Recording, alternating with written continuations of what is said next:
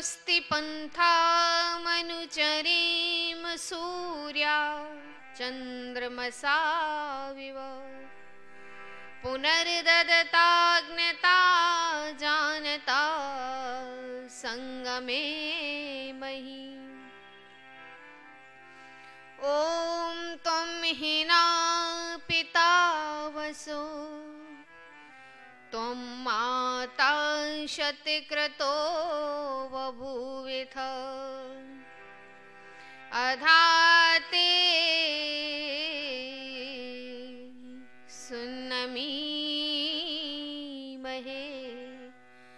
अधाते सुन्नमीमहे।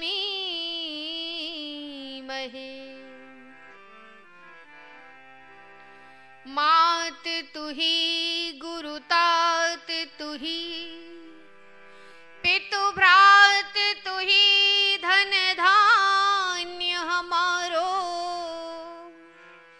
ईश तुही जगदीश तुही मम ईश तुही प्रभु राखनहारो।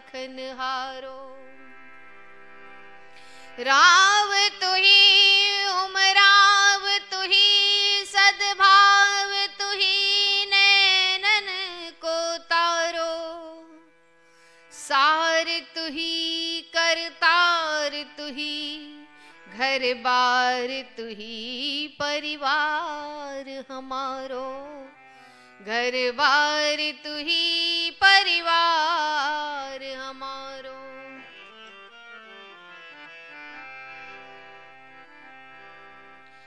कभी कोई आए यहाँ कभी कोई जाए रे कभी कोई आए यहाँ कभी कोई जाए रे दुनिया के वाली तेरा भेद न पाए रे जान न पाए रे तेरा गोरख धंधा पहचान न पाए तेरा गोरख धंधा। कभी कोई आए यहाँ कभी कोई जाए रे कभी कोई आए यहाँ कभी कोई जाए रे दुनिया के वाली तेरा भेद न पाए रे जान न पाए रे तेरा गोरख धंधा पहचान न पाए तेरा गोरख धंधा।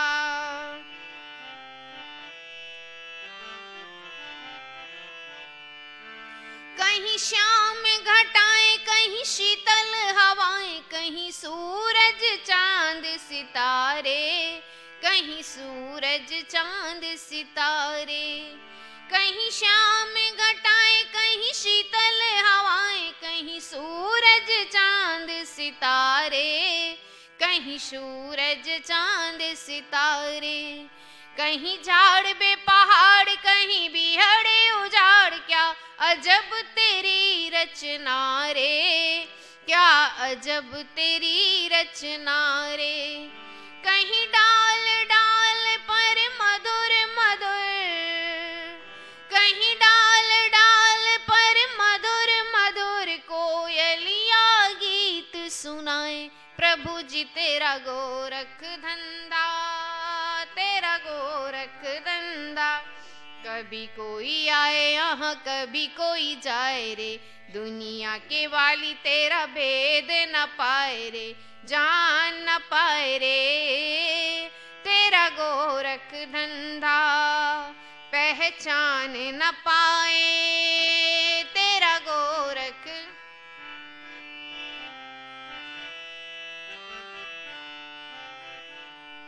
कहीं नदियों की धारा कहीं जल निधि खारा कहीं पहाड़ कहीं है टीले कहीं पहाड़ कहीं है टीले कहीं नदियों की धारा कहीं जल निधि खारा कहीं पहाड़ कहीं है टीले कहीं पहाड़ कहीं है टीले कहीं पहाड़ कहीं है कहीं डालियों में फूल कहीं उड़ रही धूल कहीं शुष्क कहीं है गीले कहीं शुष्क कहीं है डीले कहीं दामिनी दमक चमक घन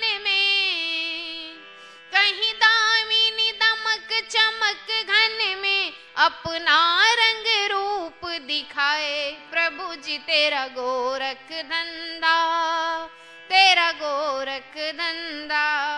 कभी कोई आए यहाँ कभी कोई जाए रे, दुनिया के वाली तेरा भेद न पाए रे, जान न पाए रे।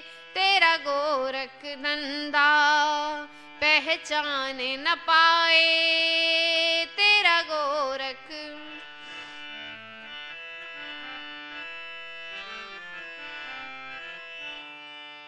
कोई तख्ते नशी है, कोई सबसे हंसी है, कोई गोरा है कोई काला, कोई गोरा है कोई काला। कोई तख्ते नशी है, कोई सबसे हंसी है, कोई गोरा है कोई काला, कोई गोरा है कोई काला। कोई बन के गधा दे रहा सदा, कोई अदना है कोई आला, कोई अदना है कोई आला। कोई सिकम परस्ती की खातिर, कोई सिकम परस्ती की खातिर दर दर की अलख जगाए। प्रभु जी तेरा गोरख धंधा, तेरा गोरख धंधा। कभी कोई आए यहाँ कभी कोई जाए रे, दुनिया के वाली तेरा भेद न पाए रे, जान न पाए रे। तेरा गोरख धंधा पहचान न पाए, तेरा गोरख।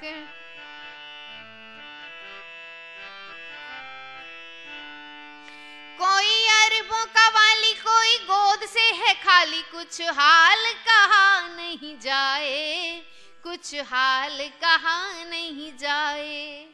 कोई अरबों का वाली, कोई गोद से है खाली, कुछ हाल कहा नहीं जाए, कुछ हाल कहा नहीं जाए, कुछ हाल कहा नहीं जाए। ऋषि मुनि गए हार, तेरा पाया नहीं पार, सबकी बुद्धि चकराए, सबकी बुद्धि चकराए, सबकी बुद्धि चकराए। सारे पीट पीट ढोल, सारे पीट पीट ढोल हार गए बेमोल, कुछ भी तो समझ नहीं आए। प्रभु जी तेरा गोरख धंधा, तेरा गोरख धंधा। कभी कोई आए यहाँ कभी कोई जाए रे, दुनिया के वाली तेरा भेद न पाए रे, जान न पाए रे। तेरा गोरख धंधा पहचान न पाए, तेरा गोरख धंधा हाँ जान न पाए, तेरा गोरख धंधा।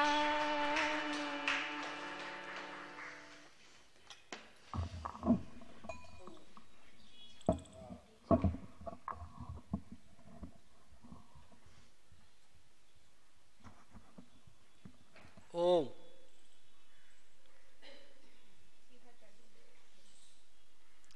कमर सीधी करके बैठेंगे,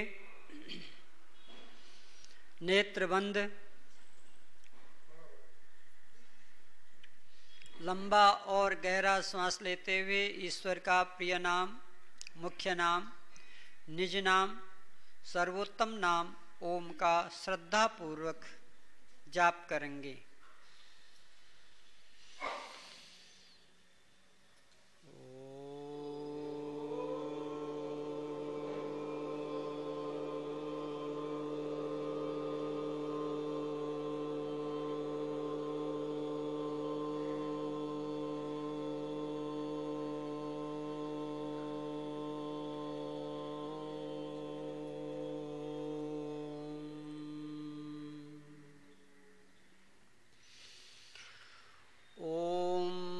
अग्निमिन्धानो मनसा धियं सचेतमर्त्यः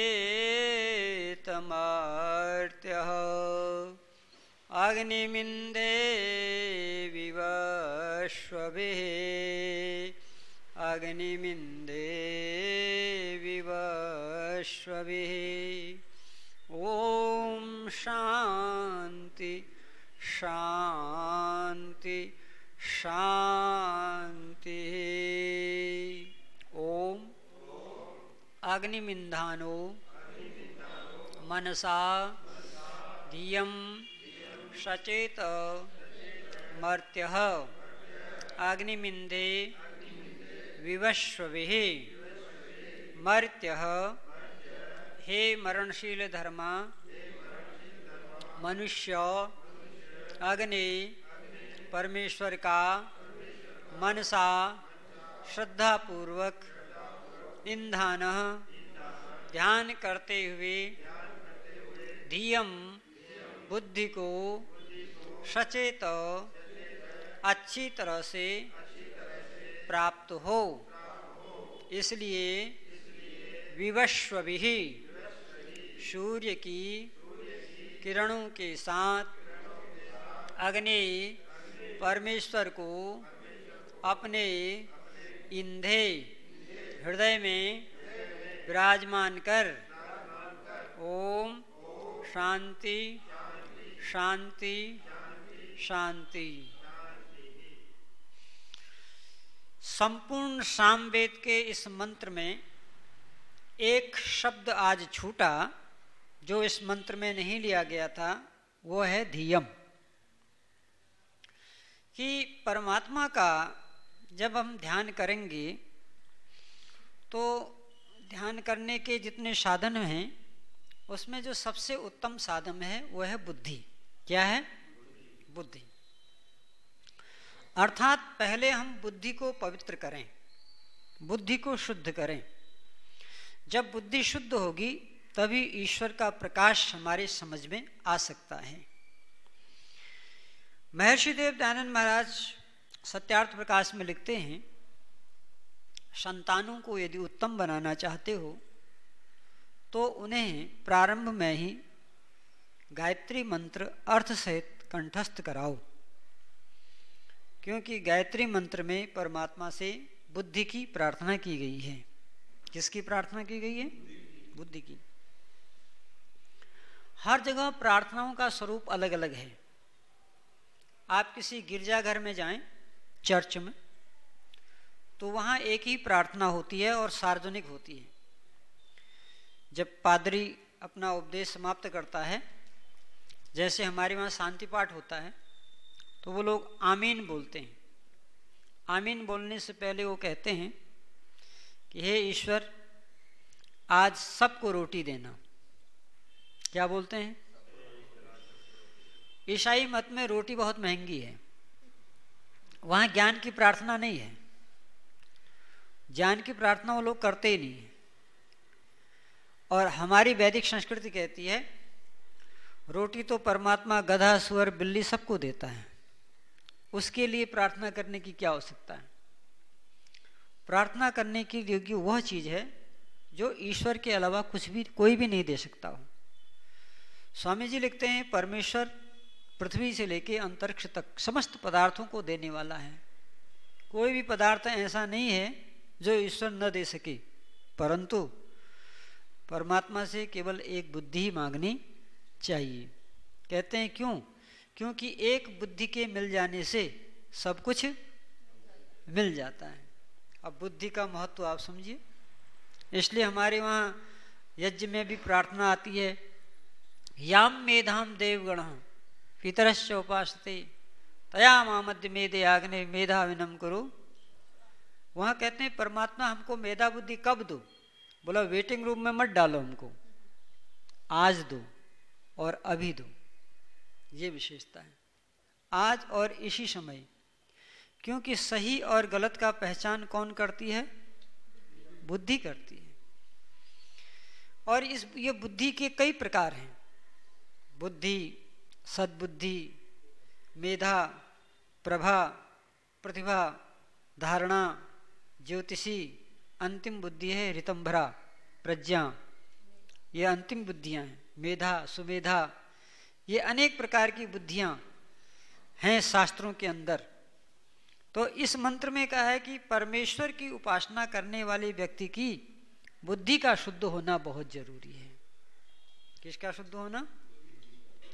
ये बुद्धि का निर्माण परमात्मा ने किया है और प्रकृति से किया है। कहाँ से किया है? सत रस तमसाभ्यस्तानाम प्रकृति ही। महर्षि कपिल कह रहे हैं सत रज और तम तीनों परमाणुओं से मिल करके प्रकृति बनती है, जिसे विज्ञान की भाषा में इलेक्ट्रॉन न्यूट्रॉन प्रोटॉन कहते हैं। परंतु विज्ञान के पास सत रज और तम के लिए अंग्रेजी में कोई शब्द नहीं है, इसलिए खींचातानी की जाती है इलेक्ट्रॉन न्यूट्रॉन और प्रोटॉन से। मगर ये सत रज तम इनसे भी सूक्ष्म है, इलेक्ट्रॉन न्यूट्रॉन और प्रोटॉन से भी सूक्ष्म है। इतने सूक्ष्म हैं कि हमारी बुद्धि से पकड़ के बाहर हैं। क्या कहा? बुद्धि की पकड़ से भी बाहर हैं, इतने सूक्ष्म हैं। इसलिए कहा जाता है धातु प्रसादात। अगर कोई व्यक्ति सोचे केवल बुद्धि से मिल जाएगा, बोला नहीं, बुद्धि के साथ साथ परमेश्वर की कृपा होनी जरूरी है। जब तक ईश्वर की कृपा नहीं होती आप बुद्धि लड़ाते रहिए। बहुत ज़्यादा होगा, बुद्धि से आप वायुयान बना लेंगे, परमाणु बम बना लेंगे, एटम बम बना लेंगे, रैकेट बना लेंगे। इससे ज़्यादा बुद्धि का काम नहीं है। परंतु जब बुद्धि परमात्मा से जुड़ जाएगी, ईश्वर से जुड़ जाएगी, कृपा के साथ जुड़ जाएगी, तब फिर उस परमात्मा का इंधे ध्यान इसी हृदय में करना है। तो बुद्धि परमात्मा ने कैसे बनाई? ईश्वर ने अपने अनंत ज्ञान, अनंत बल और अनंत सामर्थ्य, ये तीन चीजें ईश्वर के अलावा किसी के पास नहीं है। अनंत ज्ञान, अनंत बल और अनंत सामर्थ्य। अनंत ज्ञान, अनंत बल और अनंत सामर्थ्य से प्रकृति परमाणुओं को परमात्मा ने इकट्ठा किया। कैसे इकट्ठा किया? जैसे कोई माता जब रोटी बनाती है तो पहले आटे को इकट्ठा करती है, फैले हुए आटे को इकट्ठा करती है, फिर उसमें जल डालती है और जल से फिर उसको इकट्ठा करती है। इसी प्रकार से ये जो सत रज और तम के परमाणु हैं, ये पूरे ब्रह्मांड में फैले हुए हैं। कैसे फैले हुए हैं? जैसे कुहासा। कुहासा देखा है ना? हालांकि लोग कहते हैं गुजरात में कुहासा कम पड़ता है। सही बात है, नहीं पड़ता ना? तो देखा तो होगा ही, आगरा चले जाइए देखना हो तो।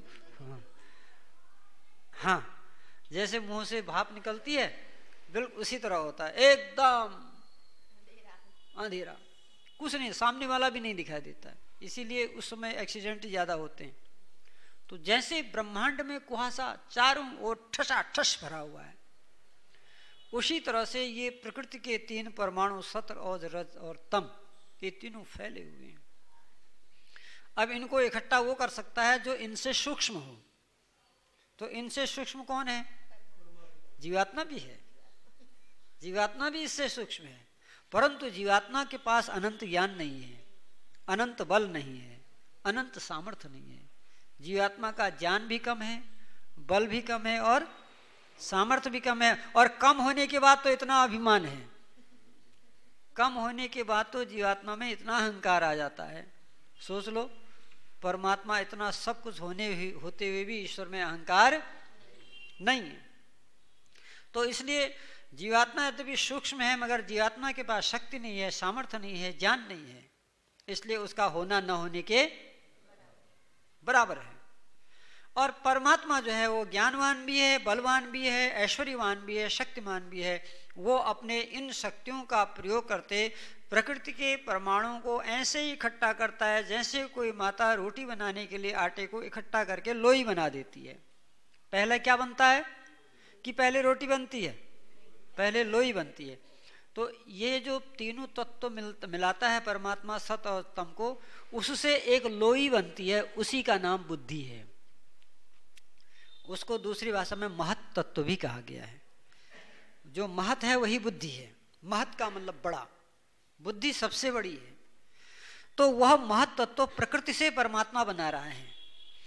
और जब वह महत तत्व परमात्मा बना देता है, उसके बाद अगला पदार्थ और बनाता है जिसे कहते हैं अहम। क्या कहते हैं? अहम। अब अहम का अर्थ यहाँ अहंकार नहीं है, कौन सा अहंकार? जो हम पैदा करते हैं, मेरा घर, मेरा पुत्र, मेरा परिवार, ये अहंकार नहीं है। वहाँ अहंकार का मतलब ये है कि जिससे जीवात्मा को ये अनुभव होने लगता है कि मैं हूँ, मेरी सत्ता है। आपने कभी देखा होगा जब बच्चा पैदा होता है तो वो बोलता नहीं है, डॉक्टर लोग ऐसे मारते हैं उसको, पीठ में मारते हैं, है ना। पहले ये काम दाइयाँ करती थी, अब डॉक्टर करते हैं। तो जब उसको मारते हैं तो वो अहं तत्व उसमें चेतना में आ जाता है। जो अहं तत्व परमात्मा ने, जब वो चेतना में आता है तब वो चिल्लाता है, तब कहते हैं हाँ सब ठीक ठाक है। तो वो जो अहं तत्व है जिससे जीवात्मा को ये बोध होने लगता है कि मैं हूँ, ये अहंकार नाम का तत्व बुद्धि के साथ मिलता है। फिर उसके बाद परमात्मा क्या करता है? इस अहंकार से फिर इंद्रियां बनाता है, ज्ञानेंद्रियां, कर्मेंद्रियां, ये सब बनती चली जाती हैं। तन मात्राएं अलग से बनती हैं। उन तन मात्राओं को सूक्ष्म भूत भी कहते हैं। उन्हीं तन मात्राओं से फिर महाभूत बनते हैं। महाभूत अर्थात आकाश, अग्नि, वायु, जल और पृथ्वी, ये महाभूत बन गए। पृथ्वी सबसे बड़ा है, किस दृष्टि से? आकार की दृष्टि से। किस दृष्टि से? आकार की दृष्टि से। उत्पत्ति की क्रम में नहीं, उत्पत्ति के क्रम में तो वो अंतिम है, प्रकृति की उत्पत्ति अंत में होती है, लेकिन आकार की दृष्टि से वो बड़ी है, स्थूल आकार में आ जाती है। लेकिन जो पहली सृष्टि बनती है ना, वो अमैथुनी बनती है। कैसी बनती है? अमैथुनी। वहां मैथुनी सृष्टि नहीं होती है। उस अमैथुनी सृष्टि में पृथ्वी में परमात्मा गर्भ धारण कराता है। कहाँ धारण कराता है? पृथ्वी में। तो पहला गर्भ कहाँ हुआ?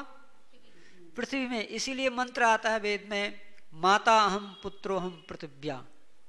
ये पृथ्वी मेरी माता है और मैं इसका पुत्र हूं। तो हम सबकी पहली माँ कौन है? अगर हम ये सोचेंगे हमारी माँ की माँ कौन है, माँ की माँ कौन है, माँ की माँ कौन है, तो अंत में कहाँ आएंगे हम? पृथ्वी में आएंगे, क्योंकि हम अमैथुनी सृष्टि की संतान हैं। ठीक है, केवल हम ही नहीं, पूरा ब्रह्मांड जिसमें भगवान ने सृष्टि बनाई ना, कोई हिंदू नहीं था, कोई मुसलमान नहीं था, कोई सिख नहीं था, कोई यहूदी नहीं था, कोई जैनी नहीं था, कोई पारसी नहीं था, कोई ईरानी नहीं था, कोई तुरानी नहीं था, कोई काला गोरा नहीं था, केवल मनुष्य था। क्या था? मनुष्य था। परमात्मा ने मनुष्य बनाए और युगल जोड़े बनाए। क्या बनाए? युगल जोड़े बनाए। क्यों? क्योंकि अगर युगल जोड़े नहीं बनाता और संतान हो जाती तो उनकी परवरिश कौन करता? तो परवरिश करने के लिए कोई चाहिए ना।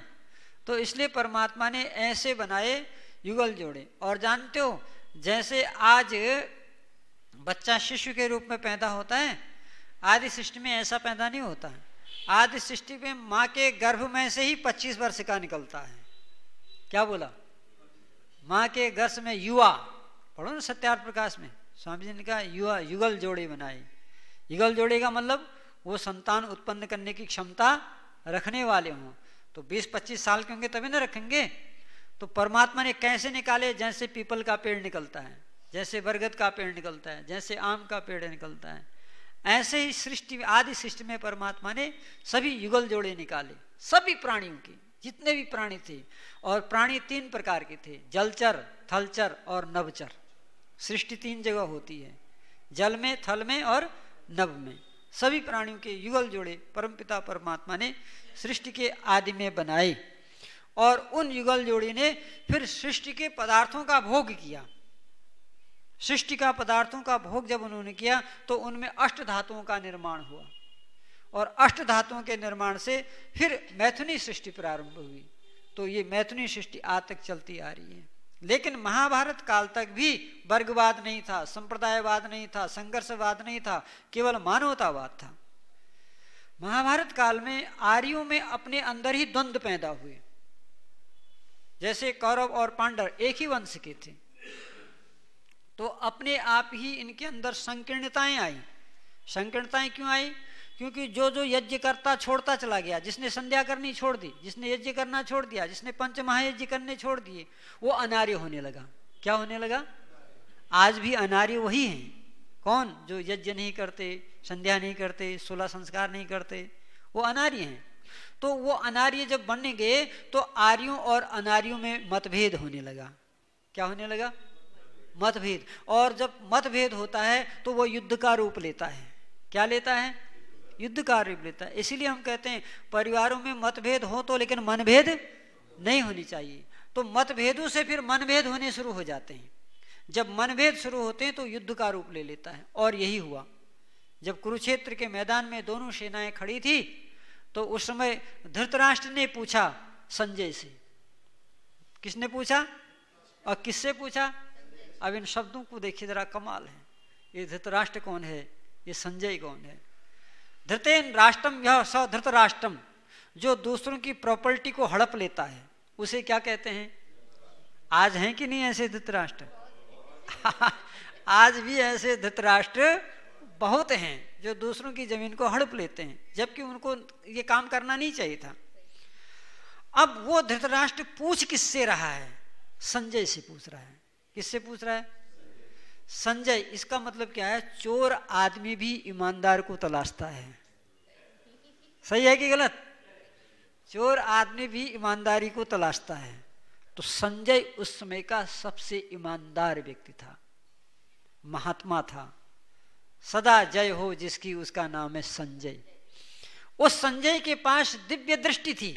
और वो दिव्य दृष्टि उसको किसने दी थी? महर्षि वेदव्यास ने। किसने दी थी? वो दिव्य दृष्टि क्या थी? वो दिव्य दृष्टि योग दृष्टि थी। अपने योग शक्ति के द्वारा वो धृतराष्ट्र संजय से पूछा है, धर्म क्षेत्रे कुरुक्षेत्रे संवेता युत्सव मामका पांडवाश्चैव किम कुर्वत संजय। हे संजय बताओ, ये जो धर्म क्षेत्र आज कुरुक्षेत्र बन गया है, क्या था ये? धर्म क्षेत्र था। आज ये धर्म क्षेत्र जो कुरुक्षेत्र बन गया है, इस कुरुक्षेत्र के मैदान में धृतराष्ट्र कौन है? अनार्य है।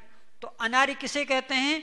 जो मैं और तू का भेद करता है, मैं मेरा तू तेरा, ऐसा जो भेद करता है, जो डिवाइड करता है, जो परिवार को तोड़ता है, उसे अनार्य कहते हैं। जो परिवार को जोड़ता है उसे राम आर्य हैं, जोड़ रहे हैं परिवार को। भरत ननिहाल गया है, इधर उसको राजगद्दी हो गई है, लोग जो है राम को भड़का रहे हैं कि तुम्हारे होते हुए तुम्हारे बड़े छोटे भाई को, दूसरी माँ के पुत्र को राजगद्दी दी जा रही है। तो राम आर्य थे, राम बड़े खुश हो गए, बोले चाहे भरत को मिले चाहे राम को मिले, हैं तो दोनों भाई, हैं तो दोनों एक ही पिता के पुत्र। ये आर्य बात है। और अनार्य बात देखो, विभीषण रावण को समझा रहा है कि दूसरी की स्त्री का अपहरण करना ठीक बात नहीं है। रावण को गुस्सा आता है, बोला मुझको बड़ा समझाने वाला है, लात मारता है, भगा देता है। ये अनार्यों के काम होते हैं।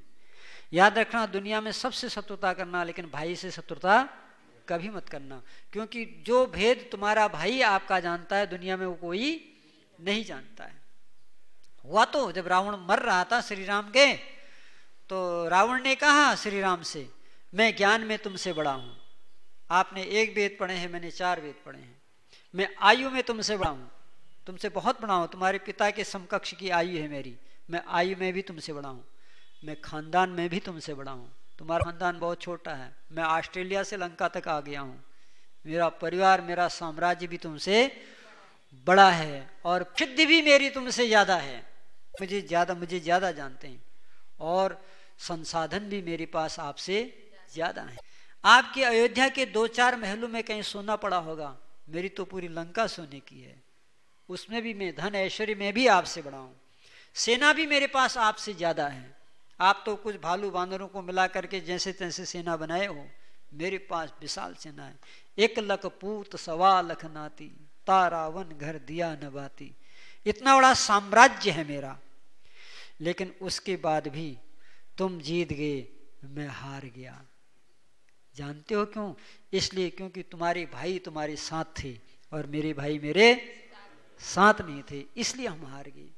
तो लेकिन माँ भ्राता भ्रातरम वेद का उपदेश है, भाई भाई से कभी द्वेष की भावना न रखे। तो ये अनार्य लोग थे। तो अनार्य और आर्यों में युद्ध हुआ, उस युद्ध ने महाभारत का रूप ले लिया। और उसमें उस भारत को जो टुकड़े टुकड़े में खंडित हो गया था, उस समय एक योगी पुरुष आया जिसका नाम था योगेश्वर श्री कृष्ण। गुरुकुल से पढ़ के ग्रेजुएट होके जब वो निकले, तो आज लड़का जब ग्रेजुएट होके निकलता है तो क्या करता है? कहीं बिजनेस ढूंढता है, कहीं नौकरी ढूंढता है, ये सब नहीं करता है। लेकिन श्री कृष्ण ने ये काम नहीं किया। उन्होंने कहा कि मैंने शास्त्रों में पढ़ा है कि एक जगह रहने से ज्ञान कम होता है, भ्रमण करने से ज्ञान ज्यादा होता है, क्यों नहीं भ्रमण किया जाए। तो श्री कृष्ण ने पूरी आर्यावर्त का भ्रमण किया।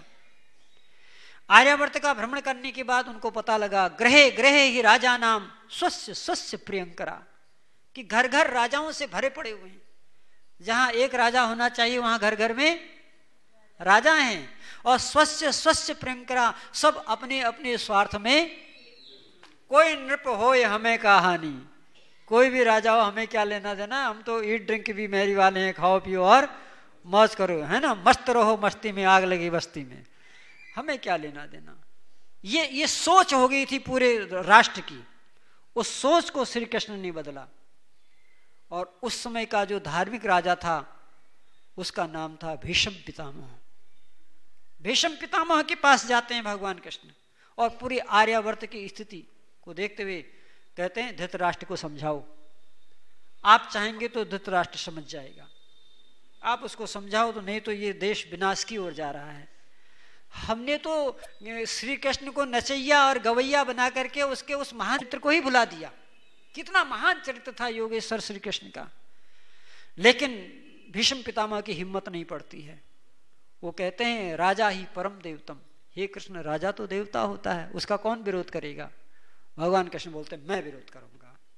अगर आप में हिम्मत नहीं है, आप श्रेष्ठ थे, ब्रह्मचारी थे, आदित्य ब्रह्मचारी थे, मैंने आपको सम्मान दिया और ये नियम है हमारे, हम कोई काम करने चाहे तो जो हमसे बड़े हैं उनको सम्मान देना चाहिए, उनको बुलाना चाहिए। लेकिन सम्मान देने के बाद भी अगर वह उस कार्य में भाग नहीं लेता तो फिर उसकी प्रतीक्षा यही भगवान कृष्ण ने किया। फिर उनका आओ, अब प्रेम से नहीं होगा, अब युद्ध से ही हुआ। लेकिन उस युद्ध में बड़ा विनाश हुआ, पूरी आर्य संस्कृति नष्ट हो गई। लेकिन धर्म ध्वजा के लिए कुछ लोग बचे। फिर ये आर्यावर्त फिर बसा, महात्मा युधिष्ठिर को फिर चक्रवर्ती राजा बनाया गया, सारी दुनिया के लोग हमारी वहां आए। तो इस प्रकार से आर्यों की संस्कृति में बुद्धि को बहुत महत्व दिया गया कि हम अपनी बुद्धि को पवित्र करें और उस पवित्र बुद्धि से ईंधन और परमेश्वर का ध्यान करें तो हमारा जीवन सफल हो जाएगा। तो ये सामवेद की कथा आपके वहाँ 1 महीने तक चली। आपने बहुत श्रद्धापूर्वक इस कथा में भाग लिया। अब सोमवार को आपके वहाँ परीक्षा होगी। कल रविवार है, कल आर्य समाज सहसपुर में परीक्षा होगी और शाम के टाइम में, और लगभग 5-6 जोड़े परिवार सपरिवार आएंगे जिशाला में बैठने के लिए। और उसमें हमारे उमेश वरलानी जी, लालवाणी जी, उमेश लालवाणी जी भी उसमें शपथ के यजमान हैं। तो आप आइए, आनंद लीजिए। बोलिए सत्य सनातन वैदिक धर्म की। ओम द्यौ शांति अंतरिक्षम शांति पृथ्वी शांतिरापः शांतिरौषधय शांतिर्वनस्पतयः शांतिर्विश्वे देवा शांति ब्रह्म शांति सर्वगुण शांति शांतिरेव सामा शांतिरेधि। ओम शांति शांति शांति। जो बोले सो वे। सत्य सनातन वैदिक धर्म की, महर्षि देव दयानंद की, गुरुवर विरजानंद की, भगवान राम की, भगवान कृष्ण की, आर्य समाज, वेद की ज्योति, ओम का झंडा, वैदिक ध्वनि।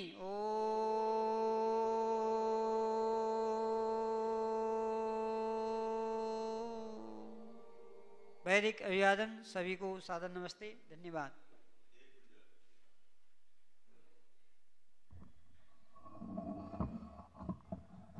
प्यारे भाइयों और बहनों, हमें तो ये लग रहा है कि आचार्य जी आज ही आए हैं। ये महीना कैसे पूरा हुआ पता ही नहीं पड़ा। ये महीना पूरा ही नहीं होना चाहिए था। हम आचार्य जी के प्रवचन ऐसे ही सुनते रहें, ऐसे ही हम प्रवचनों को अपने जीवन में अमल करते जाएं और हम अपने आप को सुखी बनाएं। धन्यवाद।